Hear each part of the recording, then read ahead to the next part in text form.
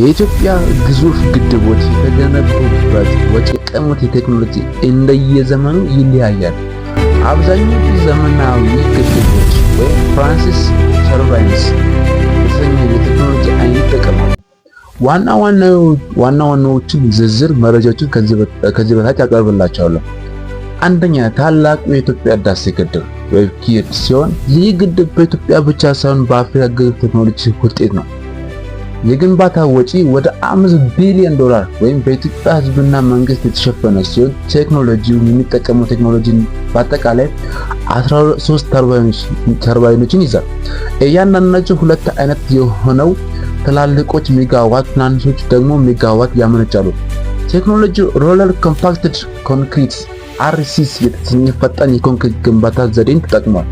ሁለተኛ ግልገል ጊቤ 3 ሲሆን ጊቤ 3 የምንለው ሲሆን የግንባታ ወጪ ወደ $1.8 ቢሊዮን ከቻይና ኤግዚም ባንክ በተገኘ ብድር እና በኢትዮጵያ መንግስት የተሸፈነ ሲሆን ቴክኖሎጂ የሚጠቀመው ደግሞ 10 ፍራንሲስ ተርባይንስ ሲሆን ይጠቀማል። እያንዳንዳቸው ሜጋዋት የማመንጨት አቅም አላቸው። ይህ ግድብ በዓለማችን ላይ ካሉ ረጅም እና ግዙፍ የኮንክሪት ግድቦች RCC ዳምስ አንዱ ሲሆን ሶስተኛ ደግሞ ተከዜ ግድብ ሲሆን የግንባታ ወጪ ወደ $360 ሚሊዮን ሲሆን የሚጠቀመው ቴክኖሎጂ በወቅቱ በአፍሪካ ረጅሙ ደብል ከርቬተር አርች ዳምስ ባለ ሁለት አቅጣጫ ቀስት ያለው ግድብ በመባል ይታወቅ ነበር። ይህ ቴክኖሎጂ የግድቡን ክብደት ወደ ጎንዮሽ ተራራዎች በማጋራት አነስተኛ ኮንክሪት እንዲጠቀም ያስችላል። አቅሙ እያንዳንዳቸው ሜጋዋት የሚያመነጩ 4 ተርባይኖች አሉት። አራተኛ ግልገል ጊቤ 2 ሲሆን ይህ ግድብ በጣም ልዩ የሆነ ቴክኖሎጂ ነው የሚጠቀመው። ቴክኖሎጂው የራሱ ትልቅ ግድብ የለውም። ይልቁንም ከጊቤ አንድ ግድብ የወጣውን ውሃ 26 ኪሎ ሜትር ርዝመት ባለው ዋሻ ታኔል ውስጥ በማለፍ በተራራው በኩል በከፍተኛ ፍጥነት እንዲወርድ በማድረግ ኃይል ያመነጫል። ወጪ የወጣበት ደግሞ ወደ $370 ሚሊዮን አካባቢ ነው። የቴክኖሎጂ ንጽጽር ሰንጠረዥ ስናይ ደግሞ የግድቡ ስም፣ የቴክኖሎጂ አይነትና ተርባይን ዋና ግንባታ ዘዴ ምንድናቸው? የህዳሴ ግድብ ፍራንሲስ ተርባይን RCC ሲሆን ሮለር ኮምፓክትድ ኮንክሪት የሚጠቀም ሲሆን ተከዜ ደግሞ ፍራንሲስ ተርባይን አርች የቀስት ቅርጽ ያለው ሲሆን ፊንጫ ደግሞ ፒልቶን ተርባይን ሮክፊል ዳም በአለት የተሞላ ሲሆን ጊቤ 3 ነው ፍራንሲስ ተርባይን RCC ግራቪቲ ዳም ይባላል።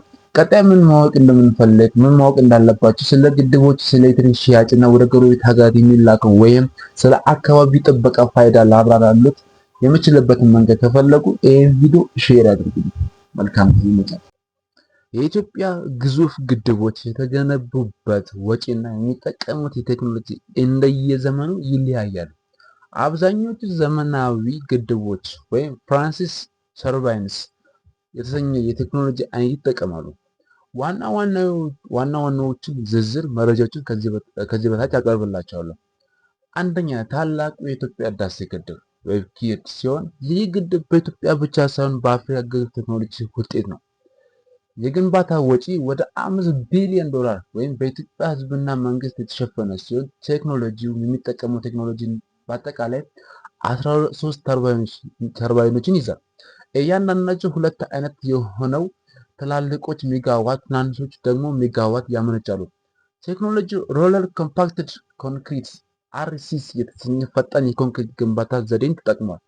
ሁለተኛ ግልገል ጊቤ 3 ሲሆን ጊቤ 3 የምንለው ሲሆን የግንባታ ወጪ ወደ $1.8 ቢሊዮን ከቻይና ኤግዚም ባንክ በተገኘ ብድር እና በኢትዮጵያ መንግስት የተሸፈነ ሲሆን ቴክኖሎጂ የሚጠቀመው ደግሞ 10 ፍራንሲስ ተርባይንስ ሲሆን ይጠቀማል።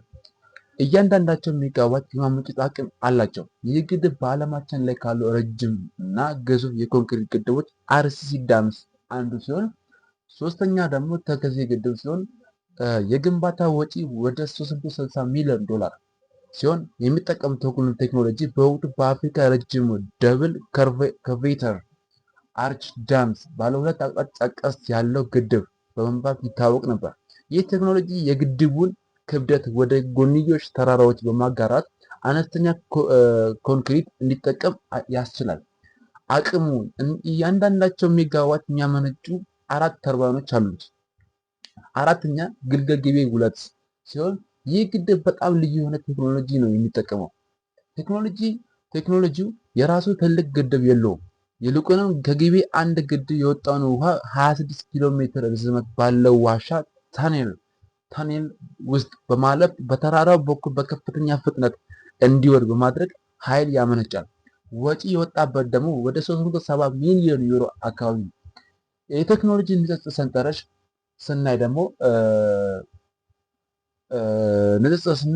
የግድቡ ስም፣ የቴክኖሎጂ አይነትና ተርባይን ዋና ግንባታ ዘዴ ምንድን ናቸው?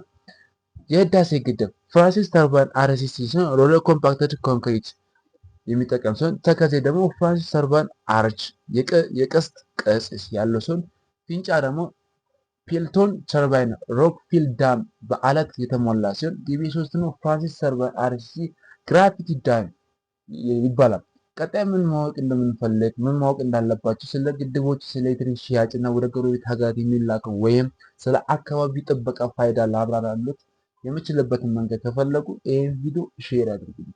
መልካም ጊዜ።